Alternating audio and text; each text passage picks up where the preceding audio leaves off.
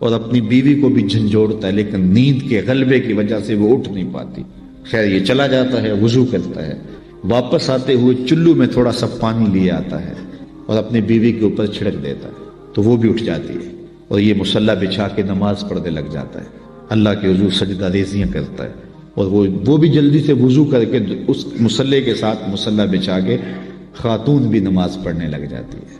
تہجد کے سجدے ہیں، سحری کے لمحے ہیں، رات کی تاریکیاں ہیں، کوئی دیکھنے والا نہیں ہے، دو مصلی بچھے ہیں، ایک پہ شوہر کھڑا ہے، ایک مصلی پہ بیوی کھڑی ہے، رب کی دہلیز کا نوکر اور اس کی چوکھٹ کی باندی، دونوں سجدہ ریز ہیں۔ حدیث میں آتا ہے جب یہ سجدے کر رہے ہوتے ہیں اللہ دیکھ کے مسکرا رہا ہوتا ہے، اپنی شان کے مطابق مسکرا رہا ہوتا ہے کہ دیکھو میرا بندہ اور میری بندی میرے لیے سجدے کر رہے ہیں، پھر کتنی رحمتیں برستی ہیں، کتنی کرم نوازیاں ہوتی ہیں۔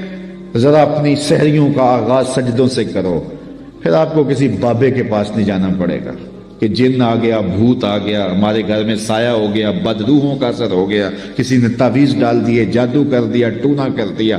تہجد کے سجدوں سے اپنے مسلوں کو آباد تو کر کے دیکھو، تمہارے گھر پہ چھم چھم رحمتوں کا نزول ہوگا، کرم نوازیاں اتریں گی تمہارے گھر کے اندر، انوار برسیں گے۔ آؤ اس کی چوکھٹ پہ آؤ، اس کی کرم نوازیوں کے رنگ دیکھو کہ وہ کتنے کرم نوازیاں کرتا ہے، پھر رزق کے دروازے بھی کھلیں گے تمہارے لیے، رحمتوں کے دروازے بھی کھلیں گے، سکون اور طمانینت کے دروازے بھی کھلیں گے، اندر سے روشنی پھوٹے گی۔ تو کہا ہر جان یہ دیکھے اس نے آنے والے کل کے لیے آگے کیا بھیجا ہے۔ پھر کہا واتقوا اللہ، اور اللہ سے ڈر جاؤ۔ پھر دوبارہ وہی تلقین کی، پھر ارشاد فرما ان اللہ خبیر بما تعملون، جو تم کرتے ہو تمہارا رب اس سے باخبر ہے، تم اس کی نگاہوں سے پوشیدہ نہیں ہو۔ آج کہیں لکھا ہوتا نا خبردار کیمرے کی آنکھ دیکھ رہی ہے، تو لوگ سیدھے ہو کے بیٹھ جاتے ہیں، کیمرے کی آنکھ دیکھ رہی ہے۔ کیمرے کی تو لائٹ بھی بند ہو سکتی ہے، اس کا سسٹم خراب بھی ہو سکتا ہے، لیکن جو رب کے کیمرے لگے ہیں وہ سسٹم کبھی خراب نہیں ہوتا۔ کیمرے کی ایک رینج ہے، اس سے آگے نہیں دیکھ پاتا، لیکن مالک کی شان کے ارا زبیبن نملۃ السودا، کالی رات کے اندھیرے میں، کالے پہاڑوں کے سلسلے میں، گہری غار کے اندر چیونٹیوں کے عمیق سوراخ میں جب چیونٹی چلتی ہے تو اس کے ننھے مہین قدموں سے سینہ سنگ کے اوپر جو وہمی اور گمانی لکیر بنتی ہے، تمہارا رب اس کو یوں دیکھتا ہے جس طرح دیوار چین کو دیکھتا ہے۔ اس کی نظروں سے کیا ہماری خلوتیں پوشیدہ ہیں، ہمارے اعمال پوشیدہ ہیں، کیا اس کی نظروں سے ہمارے خیال پوشیدہ ہیں؟ دروازہ مقفل کر کے اگر ہم گناہ کریں گے تو کیا مالک سے پوشیدہ ہوں گے؟ لوگوں سے تو پوشیدہ ہیں لیکن مالک سے پوشیدہ نہیں ہے۔ یہ عقیدہ جم جائے تو بند کوٹری میں بھی جرم نہیں ہو سکتا۔ آپ دیکھتے نہیں ہیں کہ جب دروازے مقفل کر کے بت کے اوپر بھی موٹا کھیس ڈال کے زلیخا بولی ہے تا لگ یوسف اب تو آ جاؤ، اب تو کوئی نہیں دیکھ رہا، تو جناب یوسف نے کہا کالا معاذ اللہ، میں اللہ کی پناہ میں آتا ہوں، تو اپنے اس بے جان بت اور مجسمے سے بھی حیا کرتی ہے اور اس کے اوپر بھی جو دیکھ نہیں سکتا پردہ ڈال لیا ہے، اور میں اس سے حیا نہ کروں جو ساتویں کوٹری میں بھی دیکھتا ہے۔ پھر اتنی روشنیاں برستی ہیں کہ گناہ کا تصور بھی محال ہوتا ہے، اور یوسف بھاگتے ہیں تو اللہ دروازے کو کشادہ کرتا چلا جاتا ہے۔ تو آؤ تو اس چوکھٹ پہ، تو وہ تو بند کمروں کے ماحول دیکھتا ہے، اس سے تو کوئی چیز پوشیدہ نہیں ہے۔ یہ یقین اتر جائے، روح میں جم جائے تو پھر زندگی سنور جاتی ہے۔ اور میں آپ کو ایک اور بات عرض کرنا چاہتا ہوں کہ بطور سنی آپ تو یہ بھی عقیدہ رکھتے ہیں کہ رسول کریم کی نگاہوں سے کچھ پوشیدہ نہیں ہے، تو کیا یہ عقیدہ 3 گھنٹے کے مناظرے کے لیے رکھا ہوا ہے کہ عمل پہ بھی اس کا کوئی اثر ہے؟ اگر عمل پہ کوئی اثر ہے تو پھر بند خلوت کدے میں بھی جرم کرتے شرم آئے کہ رسول اللہ کی نگاہوں سے تو کچھ پوشیدہ نہیں ہے۔ پھر ہماری خلوتیں جو ہے وہ پاک ہو جائیں، ہماری جلوتیں پاک ہو جائیں، ہم رسول اللہ کی نگاہوں سے بھی پوشیدہ نہیں رہ سکتے۔ ان کی نگاہیں دوربین بھی دیکھتی ہے، ہمارے رب کی نگاہیں بھی دیکھتی ہیں، حضور اللہ کی عطا سے دیکھتے ہیں۔ تو جب یہ عقیدے جم جائیں گے، روح میں اتر جائیں گے، تو زندگی میں نظم پیدا ہو جائے گا۔ جہاں کوئی سیکورٹی نہیں پہنچتی، کوئی عقیدہ نہیں پہنچتا، کوئی جو ہے وہ کیمرہ نہیں پہنچتا، وہاں یہ عقیدہ پہنچتا ہے ان اللہ خبیر بما تعملون، جو تم کرتے ہو تمہارا رب اس سے باخبر ہے۔ اللہ تعالیٰ جل شانہ نے اس شخص کی کہانی کو بیان کیا ہے جو قیامت کے دن جہنم کی طرف جا رہا ہوگا۔ کچھ لوگ اسے پوچھیں گے ما سلککم فی سقر، کہ تم جہنم میں کیوں جا رہے ہو؟ تو وہ جواب میں کہے گا لم نک من المصلین، کہ ہم نماز نہیں پڑھا کرتے تھے۔ آج جہنم میں جانے کا سبب نماز نہ پڑھنا ہے۔ پنجگانہ نماز ہر عاقل بالغ مرد اور عورت پر فرض کی گئی ہے، اور قرآن مجید میں مختلف صیغوں سے 700 سے زائد مرتبہ اس کی تاکید ارشاد فرمائی گئی ہے۔ سینکڑوں احادیث نماز کی تاکید، فضائل، ادا کرنے کی ترغیب اور نہ پڑھنے پر ترہیب میں وارد ہیں۔ اگر کوئی شخص نماز کا انکار کرتا ہے تو وہ دائرہ اسلام سے خارج ہے، لیکن اگر کوئی سستی کی وجہ سے نماز نہیں پڑھتا، صرف سستی کی وجہ سے نہیں پڑھتا، اللہ کا حکم جانتا ہے، اس کو کہا جائے آؤ نماز کو، تو وہ آگے سے مذاق نہیں کرتا یا نماز کا تمسخر یا استحقار نہیں کرتا، بلکہ بس اپنی سستی کی وجہ سے مسجد میں نہیں آتا۔ جو نماز کو ہلکا جانے، خفیف جانے، وہ بھی دائرہ اسلام سے خارج ہے اور کافر ہے۔ لیکن جو شخص اس کو اللہ کا حکم جانتا ہے اور اس کو پڑھنا اپنے اوپر ضروری سمجھتا ہے لیکن سستی کی وجہ سے پڑھ نہیں سکتا، تو اس کے بارے میں علماء کی آراء مختلف ہیں۔ حضرت امام اسحاق اور حضرت امام احمد رضی اللہ تعالی عنہما آپ تو فرماتے ہیں کہ ایسا شخص کافر ہے اور اس کو قتل کرنا واجب ہے۔ حضرت امام مالک کا قول ہے کہ، اور امام شافعی کا بھی یہی قول ہے، وہ بھی کہتے ہیں کہ اس کو قتل کیا جائے گا اور بطور حد قتل کیا جائے گا۔ حضرت امام اعظم امام ابو حنیفہ علیہ رحمہ آپ فرماتے ہیں کہ بے نمازی کو قتل نہیں کیا جائے گا بلکہ اس پر تعزیر نافذ ہوگی۔ یہ حاکم وقت کی ثواب دید پر ہے کہ وہ اس پر کیا سزا دیتا ہے، اور فرمایا اس کو 7 قید کیا جائے گا اور توبہ کے لیے اس کو زور دیا جائے گا۔ اگر وہ توبہ کر لے تو اس کو قید سے باہر نکال لیا جائے گا، ورنہ اس کو قید رکھا جائے گا۔ صحابہ کہتے ہیں کہ ہم کسی عمل کے تارک کو کافر نہیں سمجھتے تھے سوائے نماز کے تارک کے، اور آقا کریم علیہ السلام کا ایک فرمان ہے من ترک الصلاۃ متعمدا فقد کفر جہارا، جس نے جان بوجھ کے نماز چھوڑی اس نے اعلانیہ کفر کیا۔ امام اعظم امام ابو حنیفہ علیہ رحمہ وہ فرماتے ہیں کہ یہ حدیث محل ترہیب میں ہے، گویا اس نے کافروں والا کام کیا، اس لیے آپ یہ فتویٰ دیتے ہیں کہ اس کو قید کیا جائے گا اور نماز کی پابندی کا زور دیا جائے گا، اور وہ توبہ کرے تو اس کو چھوڑ دیا جائے گا۔ لیکن باقی ائمہ بعض کہتے ہیں اس کو حداً قتل کیا جائے، اور امام اسحاق اور امام احمد کہتے ہیں اس کو قتل کرنا واجب ہے۔ تو بے نمازی جو اللہ کے حکم کی پابندی سستی کی وجہ سے نہیں کرتا، یہ اس کے لیے حکم ہے۔ جو شخص تحقیر کرتا ہے نماز کی، ہلکا جانتا ہے، تمسخر اڑاتا ہے یا اس کا انکار کرتا ہے، تو اس کے بارے میں علماء کے اندر کوئی اختلاف نہیں ہے، وہ ائمہ اربعہ کے نزدیک کافر ہے، دائرہ اسلام سے خارج ہے، مرتد ہے۔ لیکن سستی کی وجہ سے نماز نہ پڑھنے والا، اس کے بارے میں علماء کا یہ موقف ہے۔ حضرت غوث اعظم الشیخ سید عبد القادر جیلانی علیہ رحمہ آپ فرماتے ہیں کہ بے نمازی کو مسلمانوں کے قبرستان میں دفن نہ کرو۔ حضرت سلطان باہو علیہ رحمہ آپ کا قول ہے کہ بے نمازی سے خنزیر بھی پناہ مانگتا ہے۔ حضرت شیخ سعدی شیرازی فرماتے ہیں بے نمازی کو قرض نہ دو، جو اللہ کا قرضہ ادا نہیں کرتا تمہارا قرض کیسے لٹائے گا۔ اب آئیے ہم حضور علیہ السلام کے فرامین دیکھتے ہیں اس حوالے سے۔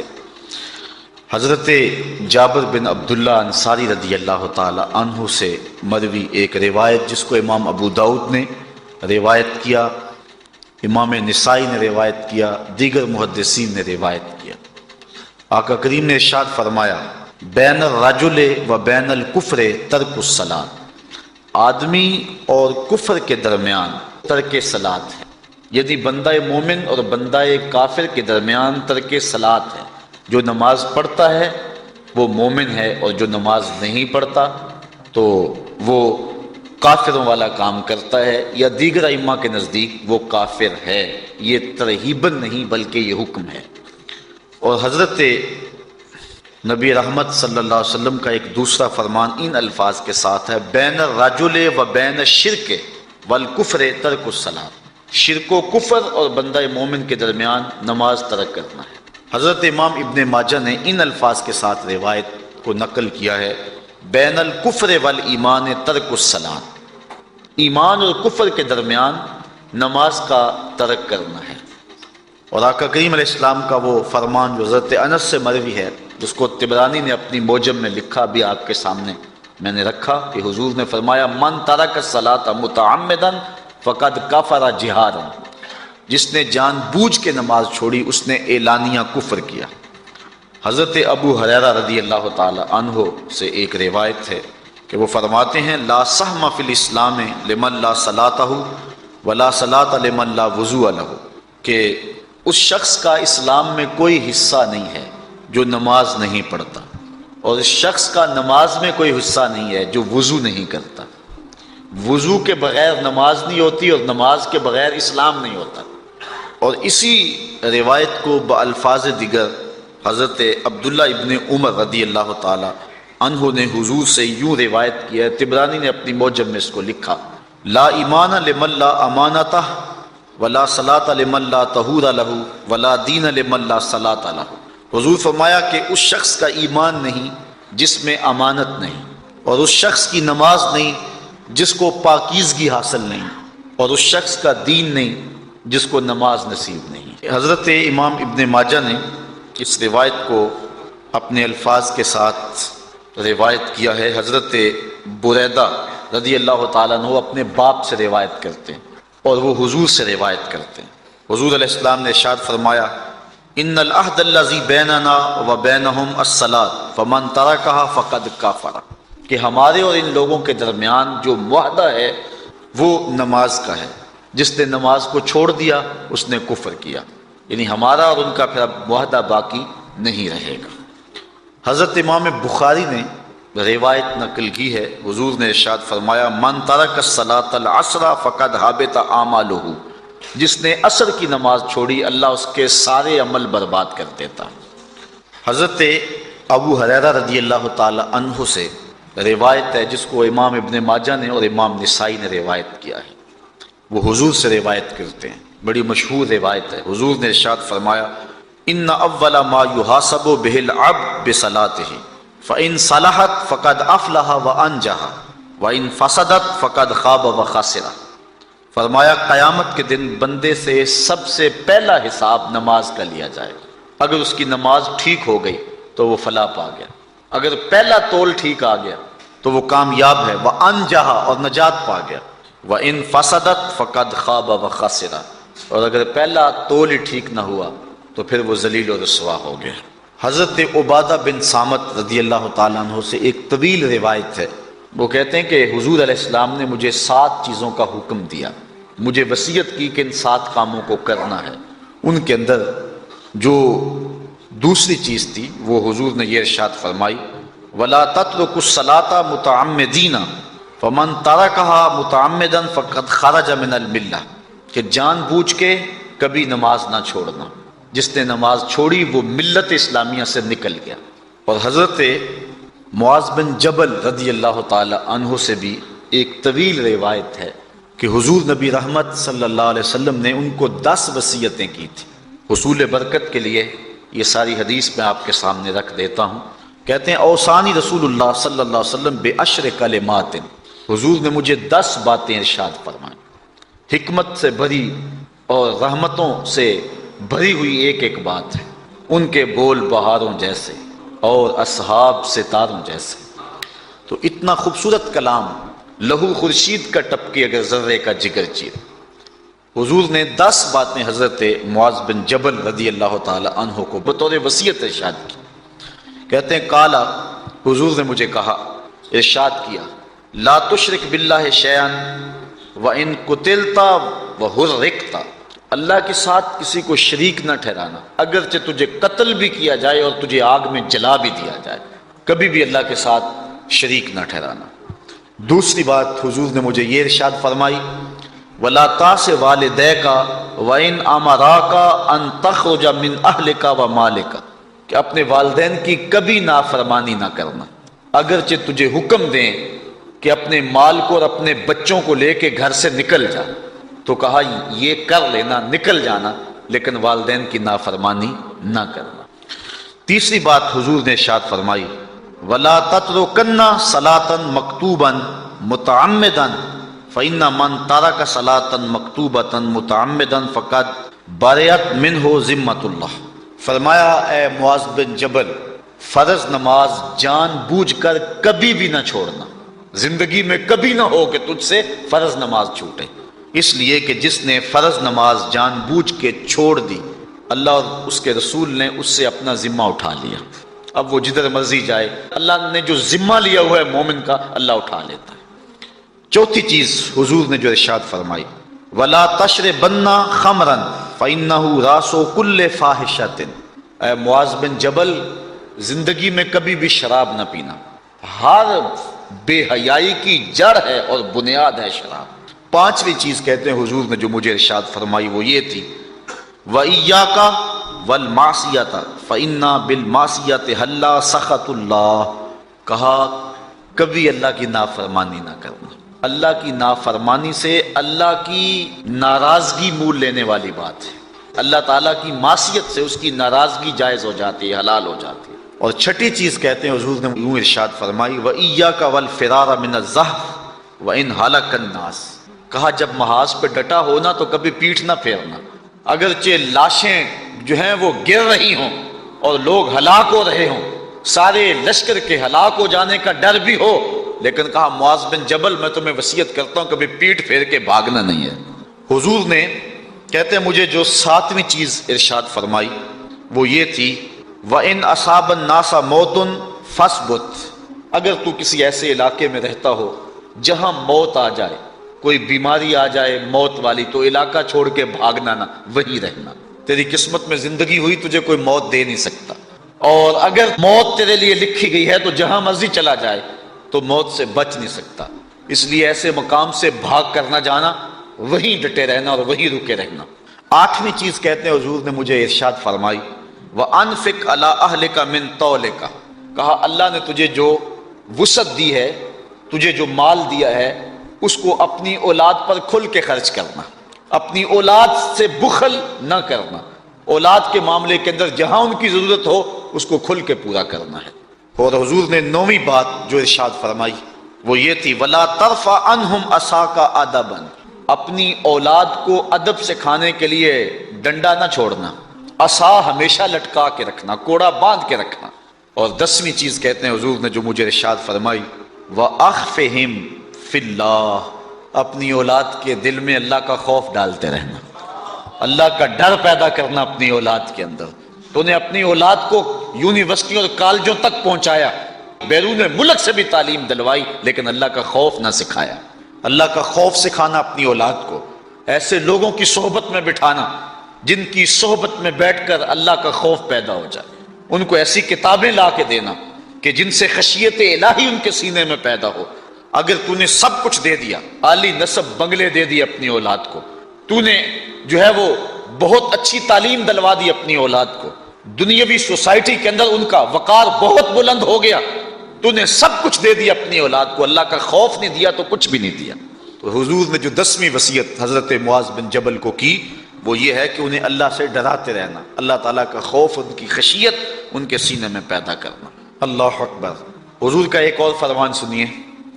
حضور نے فرمایا کہ جو شخص نماز چھوڑتا ہے، ایک طویل حدیث ہے جس کا یہ حصہ ہے، وَقَانَ يَوْمَ الْقِيَامَةِ مَعَ قَارُونَ وَفِرْعَوْنَ وَحَامَانَ وَأُبَيِّ بْنِ خَلَف. جو نماز ترک کرتا ہے قیامت کے دن قارون کے ساتھ، فرعون کے ساتھ، حامان کے ساتھ اور ابی ابن خلف کے ساتھ کھڑا کر دیا جائے گا۔ جس صف میں اللہ کے دشمن کھڑے ہوئے ہوں گے، بے نوازی کو بھی اس صف میں کھڑا کر دیا جائے گا۔ کتنی رسوائی ہے، کتنی ذلت ہے۔ کوئی بندہ یہ گوارا کرتا ہے کہ مجھے اس صف میں کھڑا کر دیا جائے جس میں دشمنان خدا کھڑے ہوں، دشمنان رسول کھڑے ہوں؟ میری کوئی بہن، میری کوئی بیٹی کیا یہ گوارا کر سکتی ہے کہ اس کو حضور پہ کانٹے پھینکنے والی ام جمیل کے ساتھ کھڑا کر دیا جائے، اس کو حضور کو اذیت دینے والی عورتوں کے ساتھ کھڑا کر دیا جائے؟ نہ میری کوئی بہن اور نہ کوئی میری ماں اس بات کو گوارا کرتی۔ تو جب ہم یہ گوارا نہیں کرتے تو پھر ہمیں عزم کرنا چاہیے کہ آج کے بعد نماز نہیں چھوڑنی۔